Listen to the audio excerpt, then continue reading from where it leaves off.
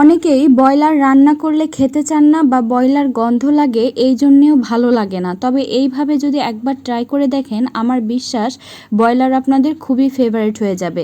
তো আমি একটা ব্রয়লার সম্পূর্ণ নিয়েছি, এখানে যা যা থাকে সম্পূর্ণই নিয়ে নিয়েছি আর খুবই ভালোভাবে গরম পানি লবণ দিয়ে ধুয়ে নিয়েছি। তারপরে এদিকে পরিমাণ মতো সরিষার তেল দিয়েছি, দেওয়ার পরে শুকনা গরম মশলাগুলো আমি সেই তেলের মধ্যে দিয়ে দিলাম।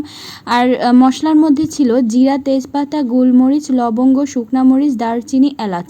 এগুলো আমি কি করেছি আপনাদের ভিডিওর সুবিধার্থে আমি একবারেই দিয়েছি, আপনারা চাইলে আলাদা আলাদাভাবেও ভেজে নিতে পারেন। তবে আমি একবারে দিয়েই মশলাগুলো খুবই ভালোভাবে ভেজে নিয়েছি। আর এই ভাজার সময় বুঝতে পারবেন খুব সুন্দর একটা স্মেল বের হয়। ঠিক সেই পর্যায়ে আমি মুরগিগুলো দিয়ে দিব। মুরগিটাকে তেলের মধ্যে খুবই ভালোভাবে ভেজে নিতে হবে, তাহলে সেই গন্ধটা আর থাকবে না। ব্রয়লার মুরগিতে যে গন্ধটা থাকে সেটা আর থাকবে না।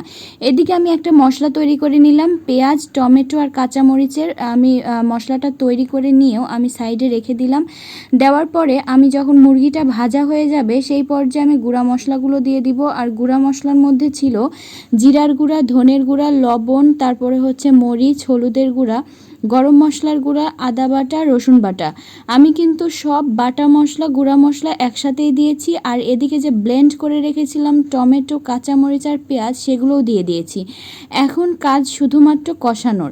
কষাতে কষাতে এত সুন্দর একটা ঘ্রাণ সৃষ্টি হবে, আপনারা নিজেরাই বুঝতে পারবেন, খুবই সুন্দর একটা ঘ্রাণ সৃষ্টি হবে। আর তরকারির কালারটাও কিন্তু একদমই চেঞ্জ হয়ে যাবে। টমেটো দেওয়ার ফলে তরকারির কালারটা খুবই সুন্দর একটা লাল লাল টাইপের কালার আসবে।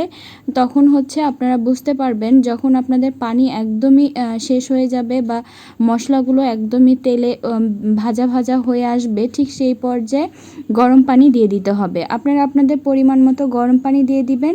না চাইলেও আপনারা ওইভাবে কষানো রাখতে পারেন, তবে আমি একটু গরম পানি দিয়েছিলাম। আমি একটু ঝোলটা রাখবো, এই কারণে সামান্য একটু ঝোল রাখবো, বেশি রাখবো না।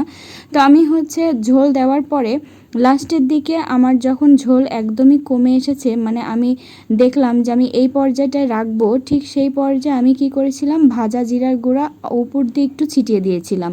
আর এই ভাজা জিরার গুঁড়াটা আমার খুবই ভালো লাগে, এর ফ্লেভারটা, এই কারণে আমি সবসময় দিয়ে থাকি। মাংস বলেন আর বড় মাছ বলেন, আপনারা চাইলে দিতেও পারেন, না দিলেও স্কিপ করতে পারেন। ভাজা জিরার গুঁড়াটা দিয়ে আমি কি করব, ঢাকনা দিয়ে মিনিমাম 5 মিনিটের মতো আস্তে করে জাল দিব।